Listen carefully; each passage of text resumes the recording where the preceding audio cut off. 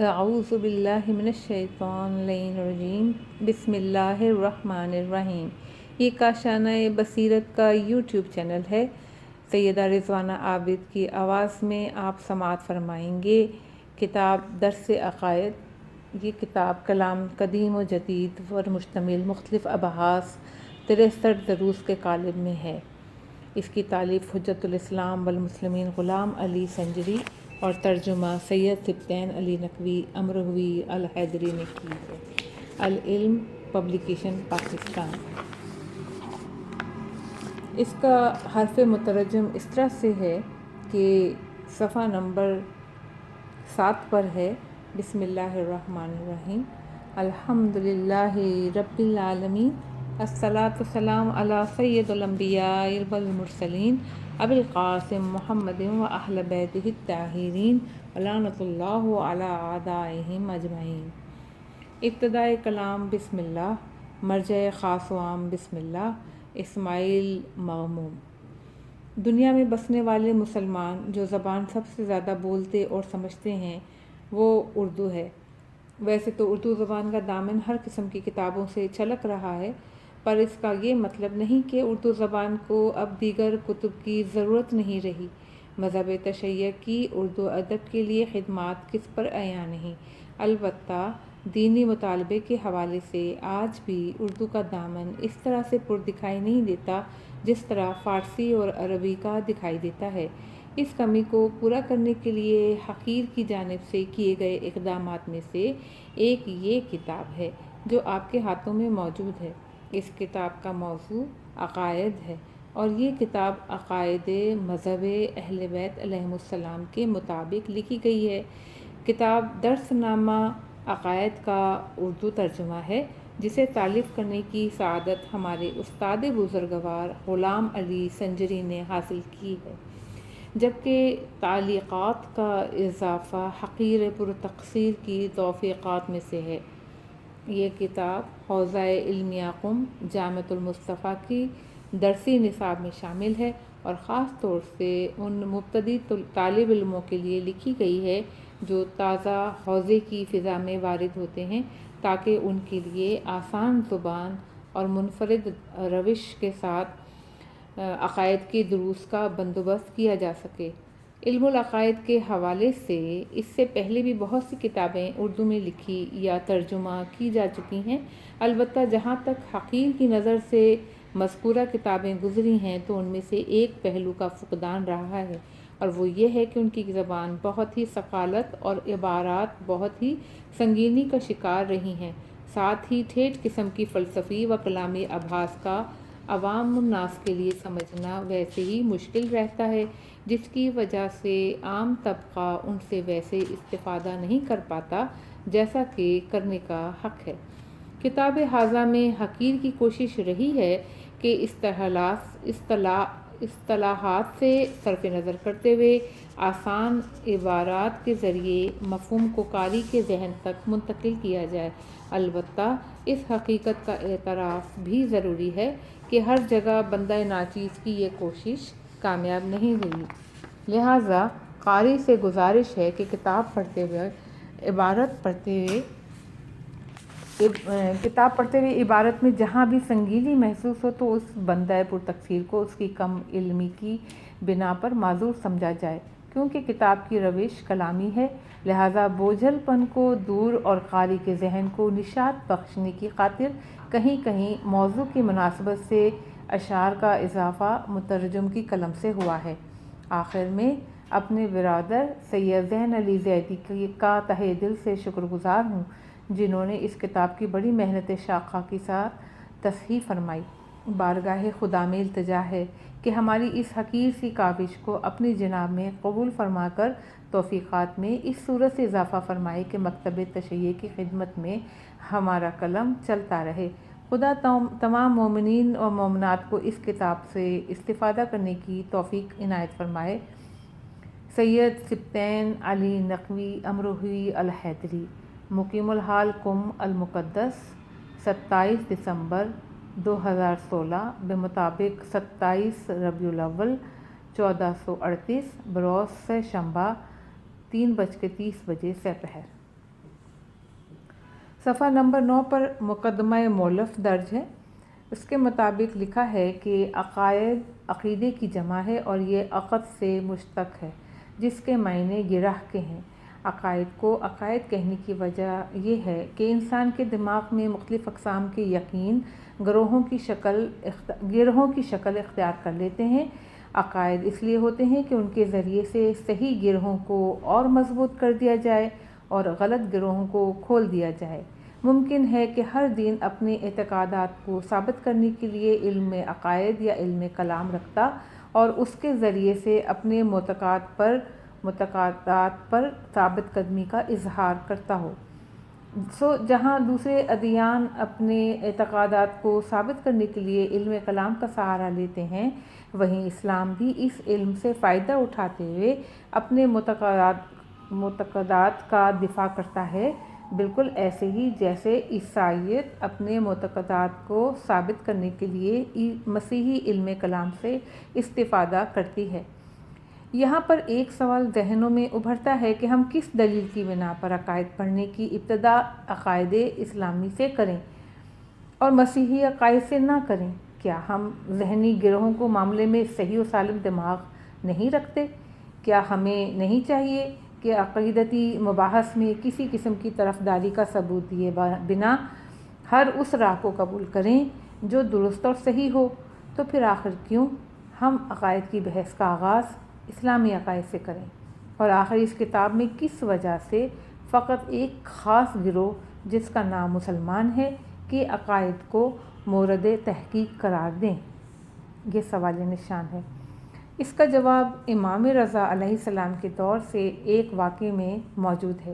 ایک روز ایک شخص جو خدا و پیغمبران خدا اور قیامت پر کوئی اعتقاد نہیں رکھتا تھا، امام رضا علیہ السلام کی خدمت میں حاضر ہوا اور جسارت کی کہ میں خدا، رسولوں اور قیامت پر رتی برابر اعتقاد نہیں رکھتا، پھر آخر کیوں وہ اعمال انجام دوں جو تم انجام دیتے ہو؟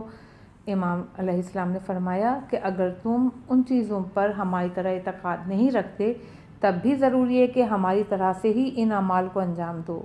کیا تجھے موت کے آنے میں کوئی شک ہے؟ اس نے کہا موت میں تو کوئی شک نہیں۔ امام نے فرمایا بس پھر ضروری ہے کہ ہماری طرح نماز پڑھو اور روزے رکھو اور باقی اعمال انجام دو۔ اس نے تعجب سے کہا جن چیزوں کا تم اعتقاد رکھتے ہو میں ان میں سے کسی بھی چیز پر یقین نہیں رکھتا، تب بھی کہتے ہو کہ میں تمہاری طرح عمل کروں؟ امام نے فرمایا کہ اگر حق تمہارے ساتھ ہے کہ یعنی نہ خدا ہے، نہ رسول، نہ قیامت، جب کہ ایسا نہیں ہے تو مرنے کے بعد نہ تو تمہیں کوئی نقصان ہوگا نہ ہمیں، کیونکہ ہم دونوں مر جائیں گے اور اس کے بعد کچھ خبر ہی نہ ہوگی۔ لیکن اگر ہمارا کہنا صحیح ہوا کہ خدا اور رسول اور قیامت وجود رکھتے ہیں، جو کہ حقیقت میں صحیح بھی ہے، تو مرنے کے بعد تمہیں تو بہت نقصان ہوگا پر ہمیں کوئی نقصان نہیں اٹھانا پڑے گا۔ اس کتاب میں شیعہ عقائد بیان کرنے کی وجہ یہ ہے کہ اسلام آخری اور کامل ترین دین ہے اور اہل تشیع توحید و نبوت اور قیامت کے ساتھ ساتھ عدل الہی اور امامت کے بھی معتقد ہیں۔ لہٰذا برفرض محال اگر تحقیق و بحث کے بعد یہ ثابت ہو بھی جائے کہ حق اسلام اور تشیع کے ساتھ نہیں ہے تو ماننے والے کو کوئی نقصان نہیں ہوگا۔ اسلام اور تشیع نہ صرف اپنے سے پچھلے ادیان کے اہم اصولوں کو اپنے دامن میں رکھتے ہیں بلکہ ان سے کامل تر بھی ہیں۔ اس رو سے اگر بعد تحقیق یہ معلوم ہو کہ حق ان کے ساتھ نہیں ہے تو اس تحقیق کا کوئی نقصان نہیں ہوگا، کیونکہ جو چیز دوسرے ادیان میں موجود ہے وہ ظاہراً اسلام میں بھی موجود ہے۔ لہٰذا تحقیق اس دین و مذہب سے شروع کرنا ہی قرین عقل ہے جو دوسرے ادیان کا جامعہ ہونے کے ساتھ ساتھ منزل کمال میں بھی دوسرے ادیان پر سبقت رکھتا ہو۔ ہم پہلے مذہب تشیع کے اصول پنجگانہ کی تحقیق کریں گے کیونکہ ہم اس کام کو عقل کے مطابق سمجھتے ہیں۔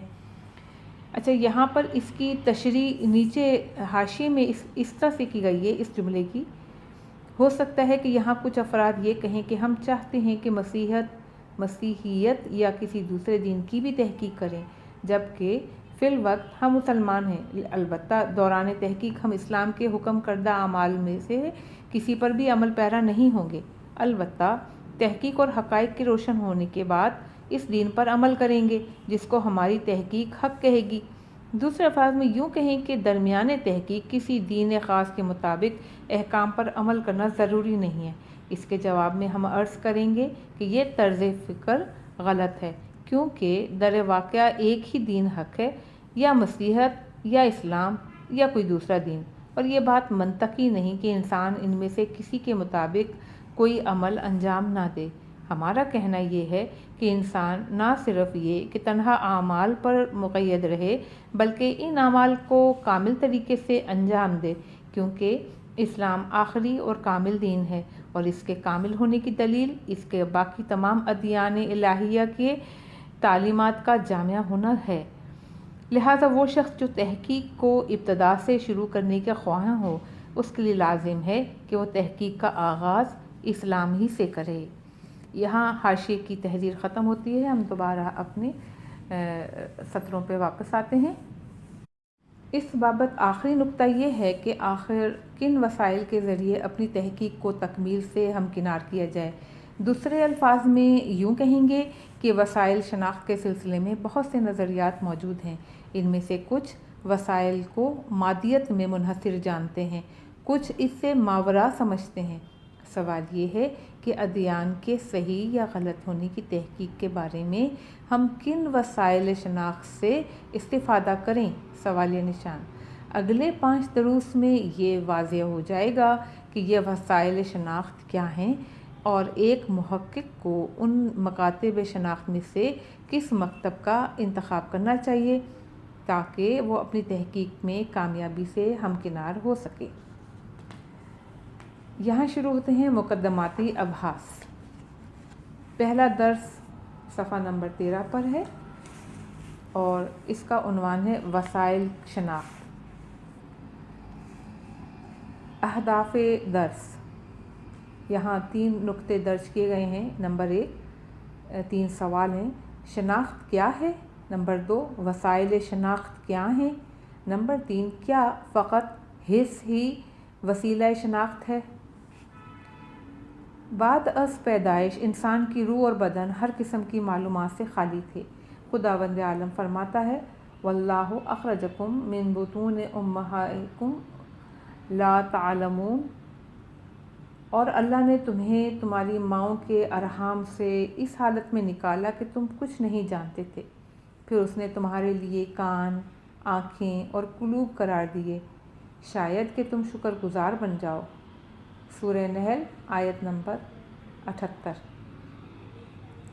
اس روز سے خدا نے انسان کے اندر حقیقت جوئی کی حس کو رکھا تاکہ یہ بآسانی مجہولات کو کشف کر سکے، یعنی انسان ابتدا خلقت سے ہی آنکھ، کان اور دیگر حواس کے ذریعے سے جدید معلومات حاصل کرنے کی کوشش میں رہا ہے۔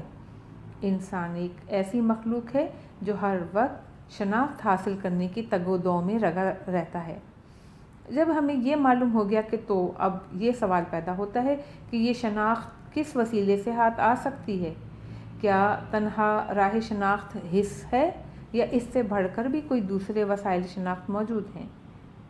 بس لازم ہے کہ صحیح شناخت اور کامل مکتب فکر کو ڈھونڈنے کے لیے پہل بحث کی ابتدا وسائل شناخت سے کی جائے۔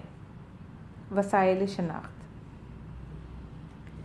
انسان کو جدید معلومات حاصل کرنے کے لیے وسائل کی ضرورت ہے، البتہ اس چیز کو کاسہ ذہن میں اتار لینا چاہیے کہ حس تنہا وسیلہ شناخت نہیں ہے۔ یہاں حاشیے میں اس کو تھوڑا سا تشریح کیا گیا ہے کہ کچھ افراد کا کہنا ہے کہ حس کے ذریعے سے جو کچھ بھی ہاتھ لگتا ہے علمی ہے اور علم و معرفت محسوسات میں منحصر ہے۔ یہ افراد اس بات سے غافل ہیں کہ حس کسب معرفت کی اکیلی راہ نہیں، نیز علوم فقط علوم حسی میں منحصر نہیں، بلکہ کچھ علوم ایسے بھی ہیں جو حس کے علاوہ دوسری راہوں سے بھی ہاتھ آ سکتے ہیں۔ حاشیے سے واپس آتے ہیں۔ بلکہ حس تو ان وسائل میں سے ایک وسیلہ ہے۔ ہم ان وسائل شناخت کو بالترتیب سپرد کرتاس کر رہے ہیں۔ صفحہ نمبر 14۔ الف حس۔ انسان اپنی بہت سی معلومات حواس خمسہ کے ذریعے حاصل کرتا ہے۔ شامہ، باصرہ، لامسہ، سامعہ، ذائقہ، یہ حواس خمسہ انسان کی زندگی کے پہلے لمحے سے آخری لمحے تک معلومات حاصل کر کے اس کے علم میں اضافے کا باعث بنتے ہیں۔ ماں کا پرمہر چہرہ، خوبصورت پھول، لذیذ کھانے وغیرہ وہ معلومات ہیں جو انسان حس کے ہی ذریعے حاصل کرتا ہے۔ فلاسفہ کہتے ہیں کہ اگر کسی کے پاس حواس خمسہ میں سے کوئی ایک حس موجود نہ ہو تو وہ اس حس سے حاصل ہونے والے علم سے بھی محروم رہے گا۔ مثلاً ایک انسان جو دیکھ نہ سکتا ہو تو وہ کبھی پھولوں کے رنگوں کو نہیں دیکھ سکتا اور اسے اس کی خبر بھی نہیں ہوگی، کیونکہ وہ علوم جو آنکھ کے ذریعے حاصل ہوتے ہیں وہ ان سے بے بہرا ہے۔ عقل انسان کے اندر ایک قوت وجود رکھتی ہے جس کے ذریعے اس میں یہ قابلیت پیدا ہوتی ہے کہ جن چیزوں کو حس درک نہیں کر پاتی وہ انہیں سمجھ سکے۔ انسان اس کے ذریعے استدلال اور دو چیزوں کے درمیان مقایسہ یعنی کہ مقابلہ کر سکتا ہے، یہاں تک کہ جو چیزیں حس درک نہیں کر پاتی اور حسی نہیں ہوتی ان کو بھی درک کر لیتا ہے۔ مثلاً محبت، دشمنی، انسانیت وغیرہ حسی نہیں ہیں جو ہم انہیں حس کے ذریعے درک کر سکیں، مگر انسان اپنی عقل کے ذریعے سے انہیں بھانپ لیتا ہے۔ بس لازم ہے کہ ان امور کو سمجھنے کے لیے حس سے بالاتر کوئی طاقت موجود ہو، اس طاقت کو عقل کہتے ہیں۔ حاشیے میں ہے کہ یہ بات اچھی ہے کہ ہر چیز کو عقل کی روح سے ثابت کیا جائے، البتہ یہ بات بھی حقیقت ہے کہ عقل ہر چیز کو ثابت کرنے سے قاصر ہے۔ تو جب کسی چیز کو ہماری عقل ثابت نہ کر پا رہی ہو تو کیا ایسی صورت میں اس کا یکسر انکار کر دیا جائے؟ جواب یہ ہے کہ جب آپ کسی بیماری میں مبتلا ہوتے ہیں تو طبیب کا رخ کرتے ہیں۔ آپ کو نہیں معلوم ہوتا کہ آپ کے مرض کے لیے کون سی دوا صحیح ہے، مگر پھر بھی آپ طبیب کے پاس اس کے دیے ہوئے نسخے کو اس شرط کے ساتھ کہ وہ مورد و اعتماد ہو، بنا کسی چون چرا کے اسے قبول کر لیتے ہیں۔ اگر کوئی آپ سے پوچھے کہ آپ نے یہاں بے عقلی کا ثبوت کیوں دیا کہ جس چیز کو آپ سمجھ نہ سکے اس کو مان لیا، تو جواب میں ہر عاقل یہی کہتا ہوا دکھائی دے گا کہ میری عقل نے ہی یہ حکم لگایا ہے کہ پہلے کسی مورد اعتماد شخص یعنی اسپیشلسٹ کو ڈھونڈو اور جب وہ مل جائے تو اس کی ہر بات کو قبول کرو، پھر چاہے وہ ظاہراً مجھے سمجھ نہ بھی آ رہی ہو یا وہاں پر میری عقل میرا ساتھ نہ بھی دے رہی ہو۔ اس بات کو ایک جملے میں یوں کہا جا سکتا ہے کہ یہ عقل ہی کا حکم ہے کہ کسی اسپیشلسٹ اور ماہر جو کہ اعتماد والا ہو اس کی بات کو قبول کیا جائے، چاہے اس کی بات ظاہراً سمجھ میں نہ آ رہی ہو۔ صفحہ 15 حس و عقل میں فرق۔ حس فقط جزئی چیزوں کو جبکہ عقل معنی کلی کو درک کرتی ہے۔ کلی کے معنی کا اطلاق زیادہ افراد پر ہوتا ہے، جیسے ہمارے ذہن میں انسان کا وجود کہ خارج میں اس کے بہت سے مصادیق موجود ہیں، البتہ جزئی کا معنی کا اطلاق ایک فرد پر ہوتا ہے، جیسے کہ ہمارے ذہن میں زید کا وجود ہے کہ خارج میں اس کا فقط ایک ہی مصداق موجود ہے۔ بس عقل کے ذمے چند کام ہیں: کلی معنی کا درک کرنا اور استدلال کرنے کی قوت کا حامل ہونا۔ البتہ عقل ہر چیز کو درک نہیں کر سکتی۔ خدا کے معاملے میں عقل اس کے وجود کو ثابت کرنے کی قوت تو رکھتی ہے، مگر خدا کو درک کرنے کی صلاحیت عقل میں نہیں پائی جاتی۔ اس کے لیے ایک بالاتر روحانی و باطنی وسیلے کی ضرورت ہے جو مادیت سے مبرہ و منزہ ہو۔ اس وسیلے کا نام شہود ہے۔ لہذا انسان کو اوائل تحقیق میں تو عقل سے ضرور مدد لینی چاہیے، مگر فقط اسی پر انحصار نہیں کر لینا چاہیے۔ بقول شاد عظیم آبادی کے، عقل سے راہ جو پوچھی تو پکارا یہ جنوں، وہ تو بھٹکی ہوئی پھرتی ہے اور رہبر ہم ہیں۔ پاؤں ٹوٹے تو گئی در بدری شکر خدا، اب یوں ہی تاب ابد آپ کے در پر ہم ہیں۔ شہود کشف، شہود، مکاشفے کا معنی کسی فرد پر امور غیبی کا روشن ہونا ہے۔ تصفیہ دل و تزکیہ نفس سے بعض انسانوں کو یہ حالت میسر آ جاتی ہے کہ وہ کچھ علوم پر دسترس حاصل کر لیتے ہیں، انسان کا دل گناہوں سے دوری اختیار کرنے کے باعث مصفہ اور آئینے کی طرح ایسا شفاف ہو جاتا ہے کہ غبار دیکھنے کو نہیں ملتا۔ اس وقت اس کا آئینہ وجود حقائق عالم کو اپنے اندر منعکس کر لیتا ہے اور ان سے آگاہ ہو جاتا ہے۔ روایت میں آیا ہے کہ جو بھی 40 دن تک خدا کے لیے خلوص کے ساتھ اعمال انجام دے، خدا اس کے دل کے راستے سے زبان پر حکمت کے چشمے جاری فرما دے گا۔ ان علوم کی حقیقت علوم حسی و عقلی سے مختلف ہوتی ہے، جیسا کہ کربلائی کا کاظم ساروقی کو ان کے اپنے تقویٰ اور زہد کے ذریعے سے ایک شب میں نہ صرف یہ کہ پورا قرآن حفظ ہو گیا بلکہ اس کے حقائق و مطالب پر بھی کافی دسترس ہوئی اور بہت سے لوگوں نے ان سے استفادہ کیا۔ کبھی کبھار ایسا بھی ہوتا ہے کہ انسان کو کسی عمل کی وجہ سے منزل شہود حاصل ہو جاتی ہے، اور کبھی اولیاء الہی انسان کے لیے کوئی ایسا کام کر دیتے ہیں کہ اس پر حقائق روشن ہو جاتے ہیں، جیسے امام حسین کا شب عاشور اپنے اصحاب کو جنت میں ان کے مقامات کا دکھانا، یا امام صادق علیہ السلام کا ابو بصیر کو حاجیوں کی حقیقت سے آشنا کرنا وغیرہ ہے۔ انسان کو شہود کی منزل بالآخر حاصل ہو جاتی ہے۔ اگر وہ زندگی میں خود اس منزل تک نہیں پہنچتا تو موت اسے اس منزل سے ہمکنار کر دیتی ہے، اور اس وقت اس پر تمام حقائق روشن ہو جاتے ہیں اور غیوب شہود میں بدل جاتے ہیں۔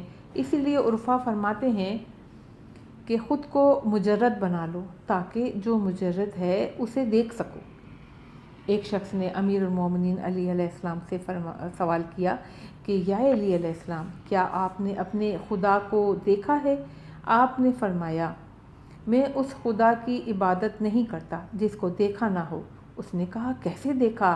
آپ نے فرمایا، میں نے اس کو سر کی آنکھ سے نہیں بلکہ دل کی آنکھ سے، ایمان پر برحقائق کے وسیلے سے دیکھا ہے۔ یہ حدیث سردست منزل شہود کی وضاحت کے لیے کافی ہے۔ اردو شعراء نے بھی اس مطلب پر بہت اچھے مضامین باندھے ہیں۔ بطور مثال علامہ اقبال کو پیش کیا جا سکتا ہے۔ وہ عقل و شہود کا مقابلہ کسی عقل و علم کے عنوان سے کرتے ہیں اور کبھی عقل و عشق کے نام سے۔ یہاں ایک نظم ہے علامہ اقبال کی: علم نے مجھ سے کہا عشق ہے دیوانہ پن، عشق نے مجھ سے کہا علم ہے تخمین و ظن، بندہ تخمین و ظن کرم کتابی نہ بن، عشق سراپا حضور علم سراپا حجاب، عشق کی گرمی سے ہے مارقائے کائنات، علم مقام صفات عشق تماشائے ذات، عشق سکون و ثبات عشق حیات و ممات، علم سے ہے پیدا سوال عشق میں پنہاں جواب، عشق کے ہیں معجزات سلطنت و فقر و دین، عشق کے ادنا غلام صاحب تاج و نگین، عشق مکان و مکین عشق زمان و زمین، عشق سراپا یقین اور یقین فتح باب، شرح محبت میں ہے عشرت منزل حرام، شورش طوفان حلال لذت ساحل حرام۔ یہ کتاب مختصر البصائر 399۔ عشق پر بجلی حلال عشق پر حاصل حرام، علم ہے ابن الکتاب عشق ہے ام الکتاب۔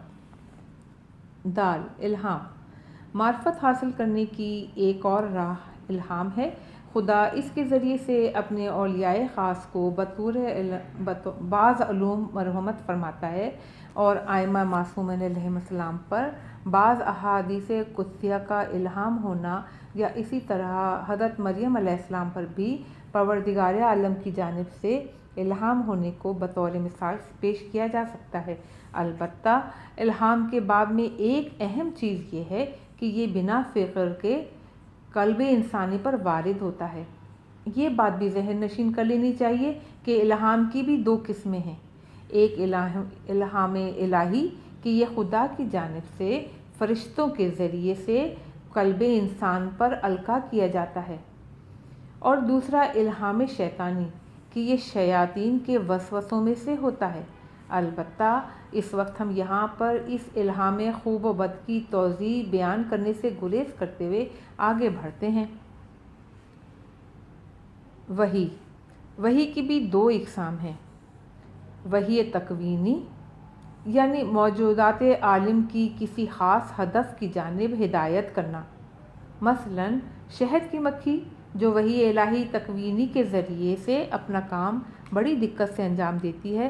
دوسری وحی تشریعی ت شین ر ی عین چھوٹی تشریعی یعنی پیام الہی کا بشر کی ہدایت کے لیے لانا۔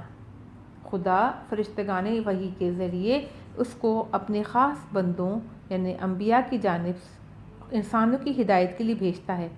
یہ وحی علم کا وہ دروازہ ہے جو فقط انبیاء الہی پر ہی کھلتا ہے۔ انبیاء انسانوں کی ہدایت کے لیے مختلف علوم جیسے کہ علم غیب وغیرہ کے نیاز مند ہوتے ہیں۔ خدا انہیں بلا واسطہ و براہ راست یا بالواسطہ و فرشتے کے ذریعے سے وحی فرما کر ان علوم سے آگاہ فرما دیتا ہے۔ وحی تشریعی کے علاوہ باقی سارے وسائل سے انسان استفادہ کرتے ہوئے معارف الہی کو حاصل کر سکتا ہے۔ عنوان ہے شہود و الہام و وحی میں کیا فرق ہے؟ شہود، الہام، وحی، ان تینوں چیزوں میں فرق معرفت حاصل کرنے کے لیے ظرفیت کے قوی اور ضعیف ہونے کے اعتبار سے ہے۔ جس کا ظرف جتنا بڑا ہوگا اسے معرفت حاصل کرنے کا اتنا ہی بڑا وسیلہ میسر آئے گا۔ اسی لیے انبیاء پر ہونے والی وحی بھی ایک سی نہیں تھی، بلکہ ان کے مقام میں فرق کے اعتبار سے وحی کے آنے کے طریقے میں بھی فرق تھا۔ کچھ انبیاء پر فرشتے وحی لاتے تھے پر وہ انہیں دیکھ نہیں پاتے تھے، کچھ پر جبریل وحی لاتے تھے، اور کچھ کا ظرف اتنا بلند اور قوت کسب اتنی قوی تھی کہ بنا فرشتے کے براہ راست وحی الہی کو پروردگار سے کسب فرما لیا کرتے تھے۔ اس بارے میں ہم اتنی ہی بات پر اکتفا کریں گے۔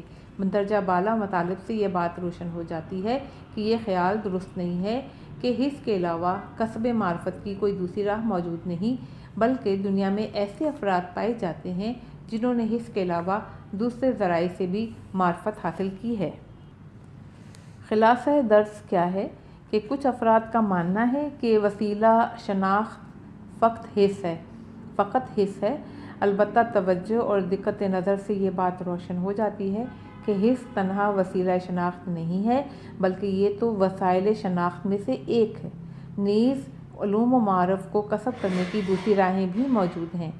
ہم عقل، الہام، وحی اور شہود کے ذریعے سے بھی علم و معرفت حاصل کر سکتے ہیں۔